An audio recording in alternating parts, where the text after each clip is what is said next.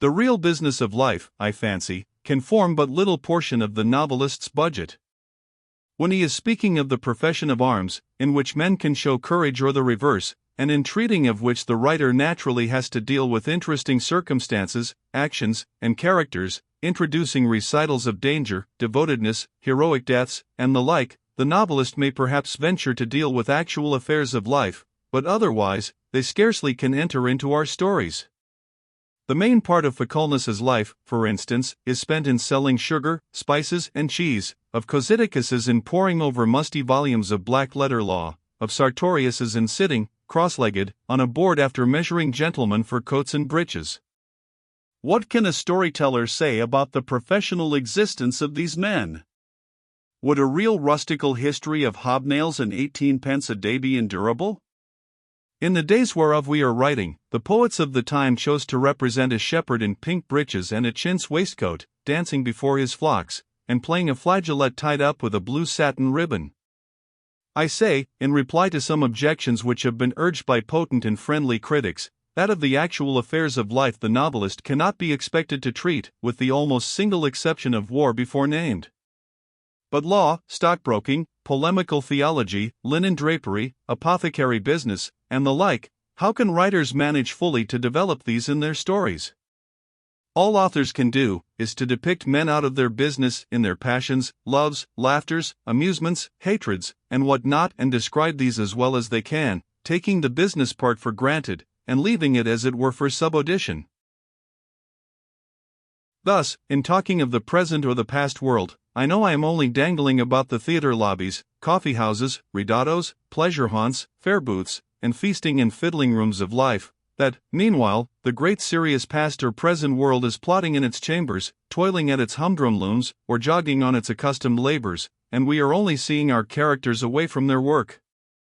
Corydon has to cart the litter and thresh the barley, as well as to make love to Phyllis, and Ciliela has to dress and wash the nursery, to wait at breakfast and on her missus, to take the children out, etc., before she can have her brief sweet interview through the area railings with Boopies, the policeman. All day long have his heels to beat the stale pavement before he has the opportunity to snatch the hasty kiss or the furtive cold pie. It is only at moments, and away from these labors, that we can light upon one character or the other, and hence, though most of the persons of whom we are writing have doubtless their grave employments and avocations, it is only when they are disengaged and away from their work, that we can bring them and the equally disengaged reader together. The macaronis and fine gentlemen at White's and Arthur's continued to show poor Harry Warrington such a very cold shoulder, that he sought their society less and less, and the ring and the mall and the gaming table knew him no more. Madame de Bernstein was for her nephews braving the indifference of the world, and vowed that it would be conquered, if he would but have courage to face it, but the young man was too honest to wear a smiling face when he was discontented, to disguise mortification or anger, to parry slights by adroit flatteries or cunning impudence, as many gentlemen and gentlewomen must and do who wish to succeed in society. You pull a long face, Harry, and complain of the world's treatment of you, the old lady said. Fiddle-dee-dee, sir.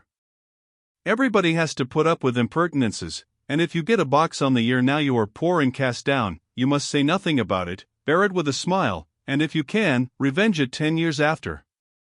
Walk a vous parle, sir, do you suppose I have had no humble pie to eat? All of us in our turn are called upon to swallow it, and, now you are no longer the fortunate youth, be the clever youth, and win back the place you have lost by your ill luck. Go about more than ever. Go to all the routs and parties to which you are asked, and to more still. Be civil to everybody, to all women especially. Only of course take care to show your spirit, of which you have plenty. With economy, and by your brother's, I must say, admirable generosity, you can still make a genteel figure. With your handsome person, sir, you can't fail to get a rich heiress. Tennas. You should go amongst the merchants in the city, and look out there. They won't know that you are out of fashion at the court end of the town. With a little management, there is not the least reason, sir, why you should not make a good position for yourself still. When did you go to see my Lady Yarmouth, pray? Why did you not improve that connection? She took a great fancy to you. I desire you will be constant at her ladyship's evenings, and lose no opportunity of paying court to her.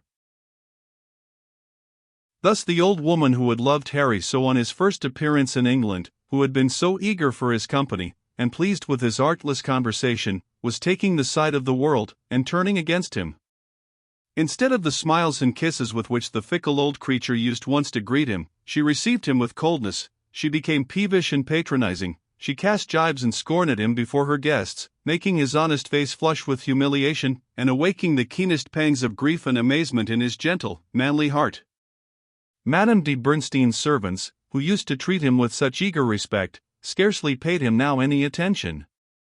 My lady was often indisposed or engaged when he called on her. Her people did not press him to wait, did not volunteer to ask whether he would stay and dine, as they used in the days when he was the fortunate youth and companion of the wealthy and great. Harry carried his woes to Mrs. Lambert. In a passion of sorrow he told her of his aunt's cruel behavior to him. He was stricken down and dismayed by the fickleness and heartlessness of the world in its treatment of him. While the good lady and her daughters would move to and fro, and busy themselves with the cares of the house, our poor lad would sit glum in a window seat, heartsick and silent. I know you are the best people alive, he would say to the ladies, and the kindest, and that I must be the dullest company in the world. Yes, that I am. Well, you are not very lively, Harry, says Miss Hetty, who began to command him, and perhaps to ask herself, what? Is this the gentleman whom I took to be such a hero? If he is unhappy, why should he be lively? Asks Theo, gently. He has a good heart, and is pained at his friend's desertion of him. Sure there is no harm in that? I would have too much spirit to show I was hurt, though, cries Hetty, clenching her little fists. And I would smile, though that horrible old painted woman boxed my ears. She is horrible, Mamma. You think so yourself, Theo. Own, now, you think so yourself. You said so last night, and acted her coming in on her crutch, and grinning round to the company. I mayn't like her, said Theo, turning very red. But there is no reason why I should call Harry's aunt names before Harry's face. You provoking thing, you are always right, cries Hetty, and that's what makes me so angry. Indeed, Harry, it was very wrong of me to make rude remarks about any of your relations. I don't care about the others, Hetty, but it seems hard that this one should turn upon me. I had got to be very fond of her, and you see, it makes me mad, somehow, when people I'm very fond of turn away from me, or act unkind to me. Suppose George were to do so, asks Hetty. You see, it was George and Hetty, and Theo, and Harry, amongst them now. You are very clever and very lively, and you may suppose a number of things, but not that, Hetty, if you please, cried Harry, standing up and looking very resolute and angry. You don't know my brother as I know him, or you wouldn't take such a liberty as to suppose my brother George could do anything unkind or unworthy. Mr. Harry was quite in a flush as he spoke. Hetty turned very white. Then she looked up at Harry, and then she did not say a single word. Then Harry said, in his simple way, before taking leave, I'm very sorry, and I beg your pardon, Hetty, if I said anything rough, or that seemed unkind, but I always fight up if anybody says anything against George. Hetty did not answer a word out of her pale lips, but gave him her hand, and dropped a prim little curtsy. When she and Theo were together at night, making curl-paper confidences, oh, said Hetty, I thought it would be so happy to see him every day, and was so glad when Papa said we were to stay in London. And now I do see him, you see, I go on offending him. I can't help offending him, and I know he is not clever, Theo. But oh! Isn't he good, and kind, and brave? Didn't he look handsome when he was angry? You silly little thing, you are always trying to make him look handsome, Theo replied. It was Theo and Hetty, and Harry, and George, among these young people, then, and I dare say the reason why General Lambert chose to apply the monosyllable beau to the mother of his daughters, was as a rebuke to that good woman for the inveterate love of sentiment and propensity to matchmaking which belonged to her, and every other woman in the world whose heart is worth a fig, and as a hint that Madame Lambert was a goose if she fancied the two Virginian lads were going to fall in love with the young women of the Lambert house.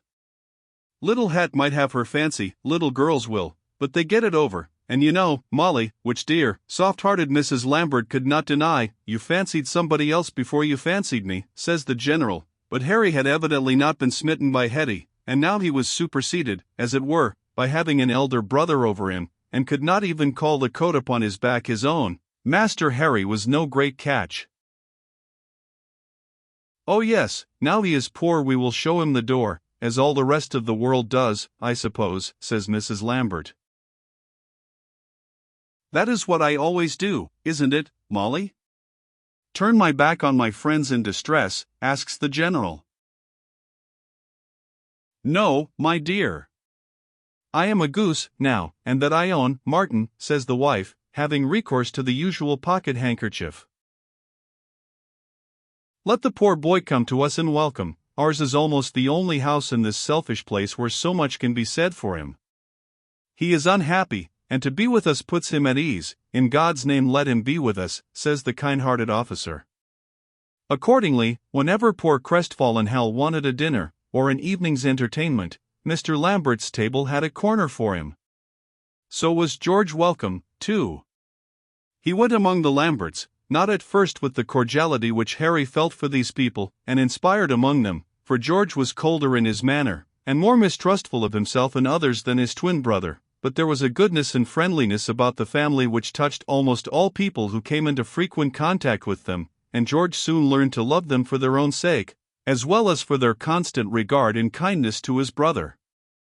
He could not but see and own how sad Harry was, and pity his brother's depression.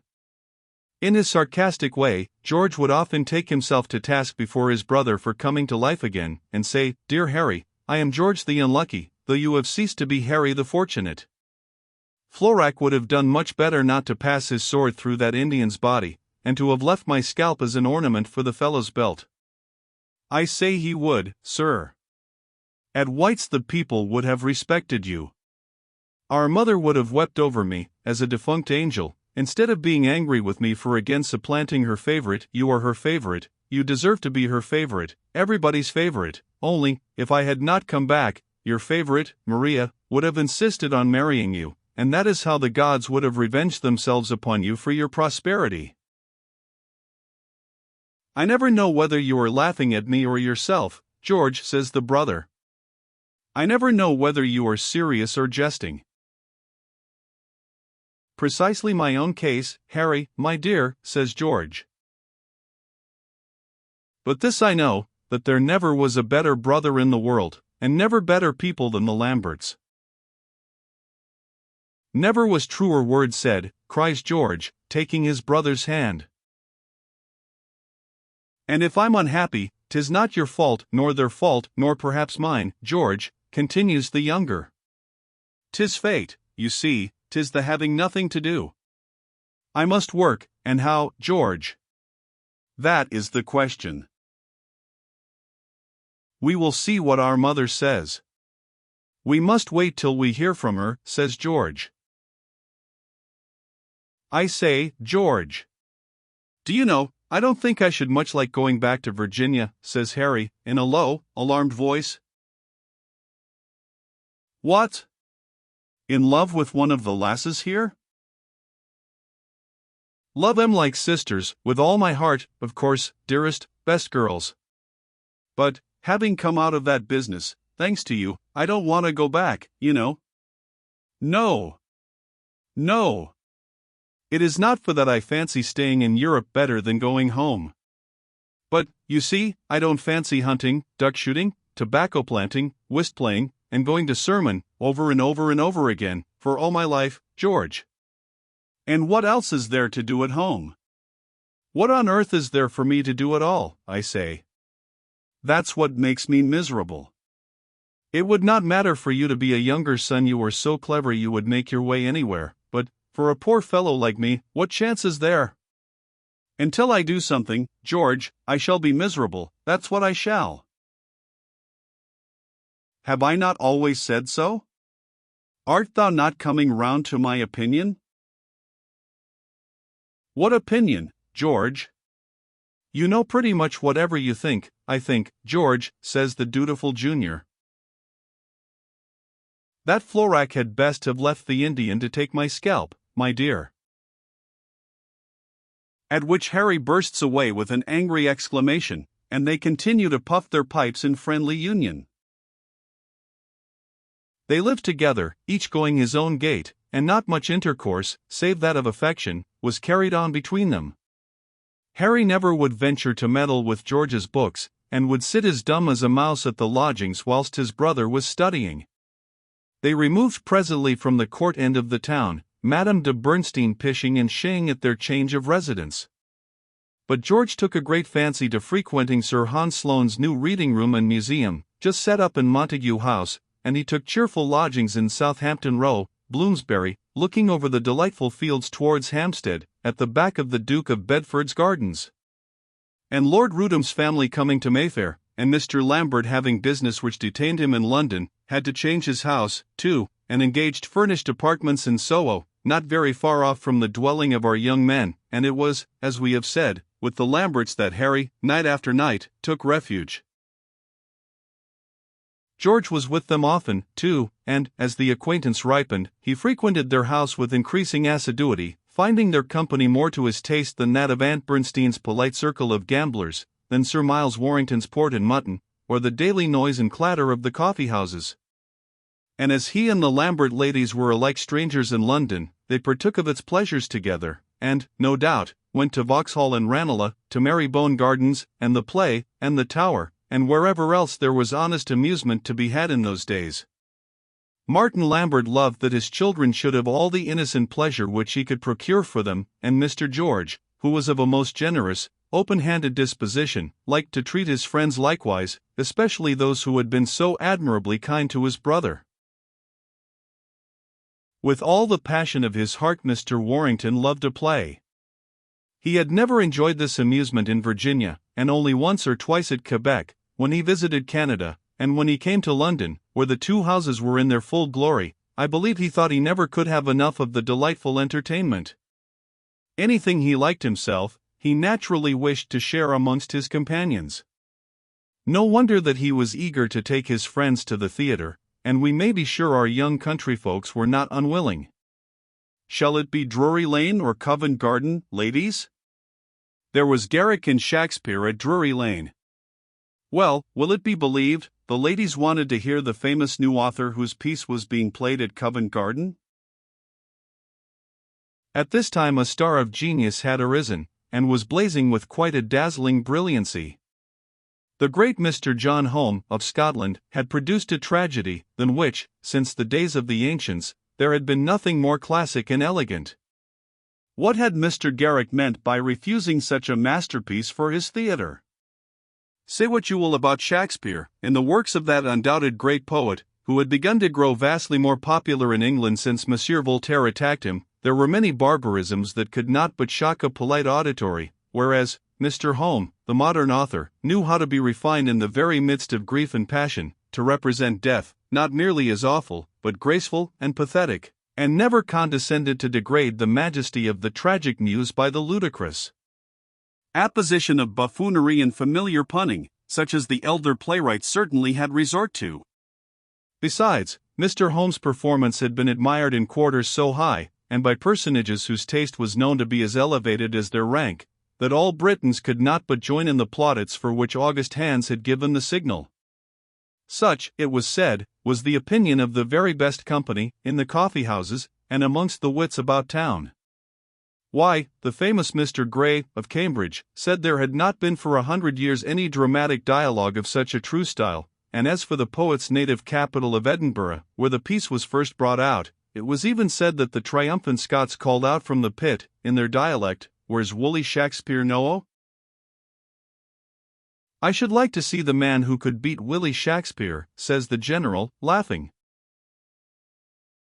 "Mere national prejudice," says Mr. Warrington.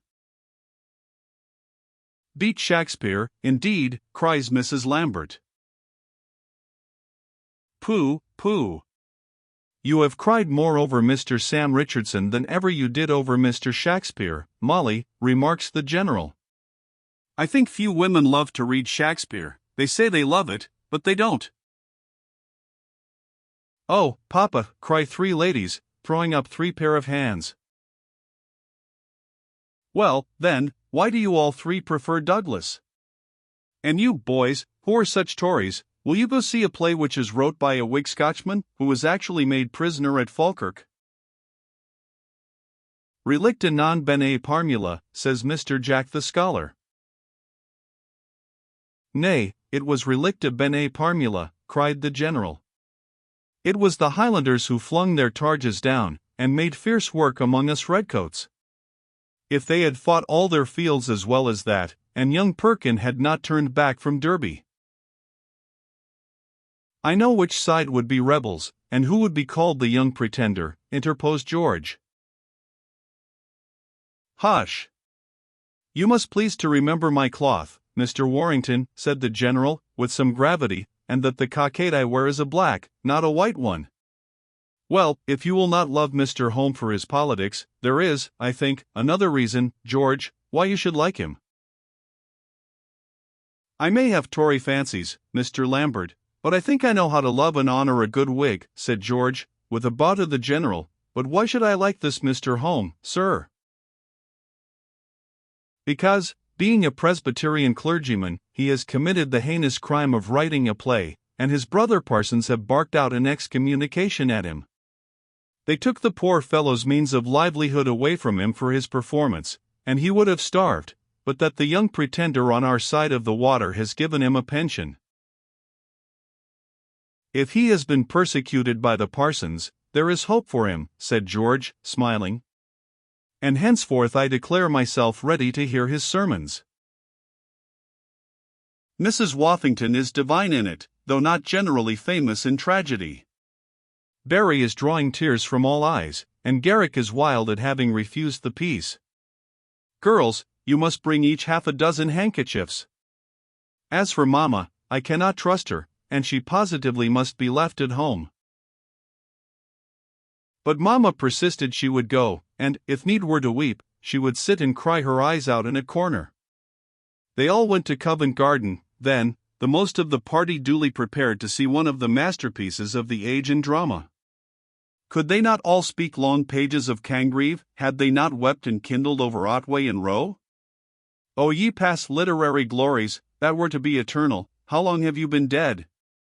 Who knows much more now than where your graves are? Poor, neglected muse of the bygone theatre! She pipes for us, and we will not dance, she tears her hair, and we will not weep. And the immortals of our time, how soon shall they be dead and buried, think you? How many will survive? How long shall it be ere nox et domus Plutonia shall overtake them? So away went the pleased party to Covent Garden to see the tragedy of the immortal John Home. The ladies and the general were conveyed in a glass coach, and found the young men in waiting to receive them at the theatre door. Hence they elbowed their way through a crowd of torch boys, and a whole regiment of footmen. Little Hetty fell to Harry's arm in this expedition, and the blushing Miss Theo was handed to the box by Mr. George. Dumbo had kept the places until his masters arrived, when he retired, with many bows, to take his own seat in the footmen's gallery. They had good places in a front box, and there was luckily a pillar behind which Mamma could weep in comfort. And opposite them they had the honor to see the august hope of the empire, His Royal Highness George Prince of Wales, with the Princess Dowager his mother, whom the people greeted with loyal, but not very enthusiastic, plaudits. That handsome man standing behind His Royal Highness was my Lord Bute, the Prince's groom of the stole, the patron of the poet whose performance they had come to see, and over whose work the royal party had already wept more than once. How can we help it, if during the course of the performance, Mr. Lambert would make his jokes and mar the solemnity of the scene?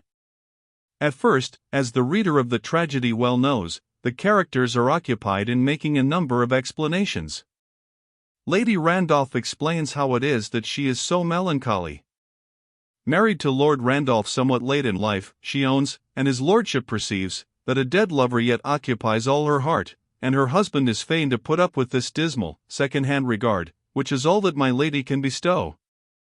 Hence, an invasion of Scotland by the Danes is rather a cause of excitement than disgust to my lord, who rushes to meet the foe, and forgets the dreariness of his domestic circumstances. Welcome, Vikings and Norsemen.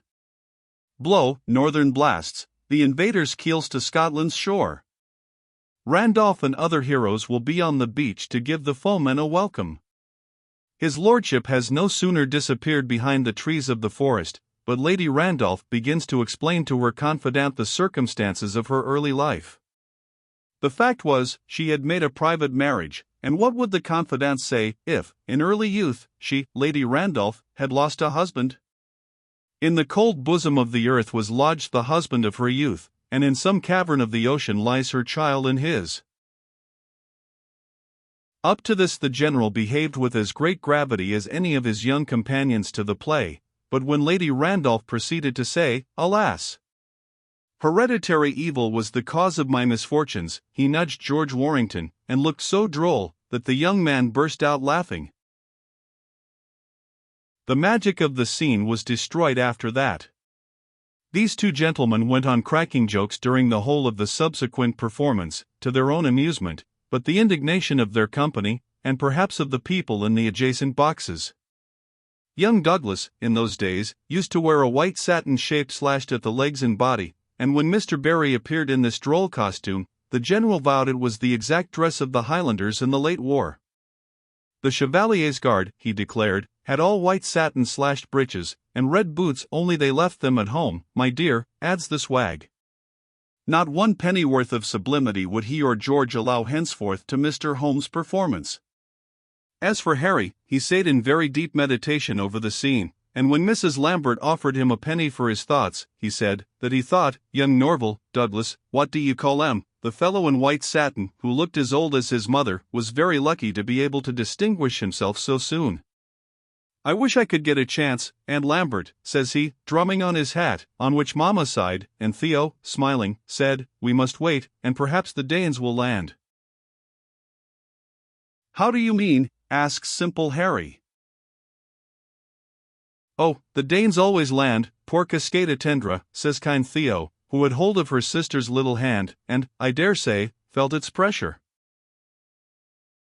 She did not behave unkindly, that was not in Miss Theo's nature, but somewhat coldly to Mr. George, on whom she turned her back, addressing remarks, from time to time, to Harry. In spite of the gentleman's scorn, the women chose to be affected. A mother and son, meeting in love and parting in tears, will always awaken emotion in female hearts. "Look, Papa. There is an answer to all your jokes," says Theo, pointing towards the stage. At a part of the dialogue between Lady Randolph and her son, one of the grenadiers on guard on each side of the stage, as the custom of those days was, could not restrain his tears, and was visibly weeping before the side-box. "You are right, my dear," says Papa. "Didn't I tell you she always is?" interposes Hetty. "Yonder sentry is a better critic than we are, and a touch of nature masters us all." "Tamen usque recurrit," cries the young student from college. George felt abashed somehow, and interested too. He had been sneering, and Theo sympathizing. Her kindness was better, nay, wiser, than his skepticism, perhaps. Nevertheless, when, at the beginning of the fifth act of the play, young Douglas, drawing his sword and looking up at the gallery, bawled out,